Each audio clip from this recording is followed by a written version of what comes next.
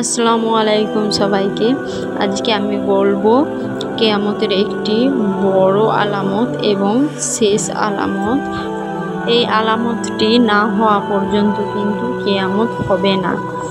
এটা হচ্ছে ইয়েমেন থেকে একটি আগুন নির্গত হবে। এই ইয়ামেন হতে একটা দেশ হতে এক আগুন নির্গত হবে, যেটা মানুষদেরকে হাসরের ময়দানের দিকে ছুটিয়ে নিয়ে যাবে।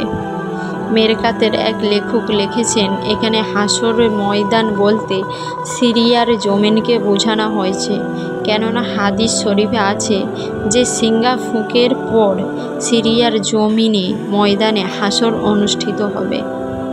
হজরত শাহ লিখেছেন, পৃথিবীতে যখন আল্লাহ বলার মতো কেউ থাকবে না, তখন সিরিয়া দেশটি সম্পদের প্রাচুর্যে পরিপূর্ণ হয়ে উঠবে। শান্তি বিরাজ করবে, ফল ফসল খুবই সস্তা হবে।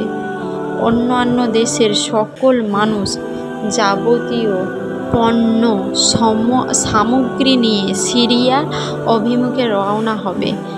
সিরিয়ার ধন সম্পদ অতিরিক্ত বৃদ্ধি হবে, এত বেশি পরিমাণে ওখানে বৃদ্ধি হবে, ফল ফসল সব কিছুই পাওয়া যাবে, যেটার কোনো অভাব থাকবে না। যার ফলে সমস্ত মানুষ কিন্তু সিরিয়ার দিকেই যাবে। যে সকল মানুষ অন্যান্য দেশে চলে গিয়েছিল, তারাও সিরিয়ায় ফিরে এসে বসবাস শুরু করবে। এরা কিছুদিনের মধ্যে একটি আগুন প্রকাশ পাবে, এর কিছুদিন পর পরে একটি আগুন দেখা দেবে এবং মানুষদেরকে তাড়িয়ে সিরিয়া নিয়ে যাবে। এরপর সেই আগুন অদৃশ্য হয়ে যাবে। কয়েকদিন পর লোকেরা নিজ নিজ দেশে ফিরে যাবে এবং অন্যান্য দেশের লোকেরাও ফিরতে থাকবে, কিন্তু সিরিয়ায় পুরো অধিবাসীরা সেখানেই থেকে যাবে। এটাই হবে কিয়ামতের সর্বশেষ আলামত এবং এর ঠিক 4 বছর পরই কিয়ামত অনুষ্ঠিত হবে। তাহলে ইয়েমেন থেকে আগুন বের হওয়ার পরেও কিন্তু 4 বছর পর কিয়ামত হবে।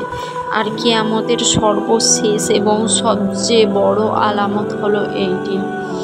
এই আগুন মানুষদেরকে ছুটিয়ে ছুটিয়ে নিয়ে যাবে।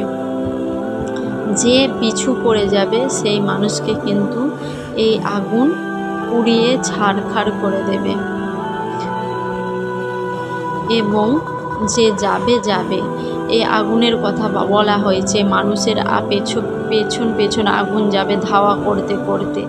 যখন মানুষেরা বিশ্রাম নিবে, সেই আগুনও বিশ্রাম নেবে এবং আগুনও থেমে যাবে। তারপরে মানুষ চলতে থাকলে আবার তাদের পেছন এই আগুন ধাওয়া করতে করতে নিয়ে যাবে। অবশেষে সিরিয়ার সঠিক জায়গায় আগুনটি পৌঁছে গেলে তারপরেই কিন্তু এই আগুনটি মিলিয়ে যাবে।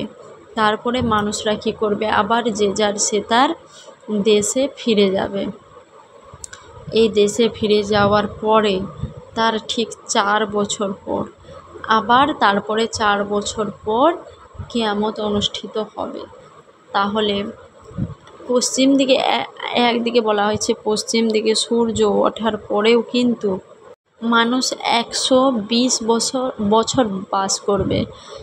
আমাদের এখনও তো পশ্চিম দিকে সূর্য ওঠেনি। ইতিমধ্যে বিজ্ঞানীরা গবেষণা করে দেখেছেন যে খুব দ্রুতই কিন্তু পশ্চিম দিকে সূর্য উঠতে পারে।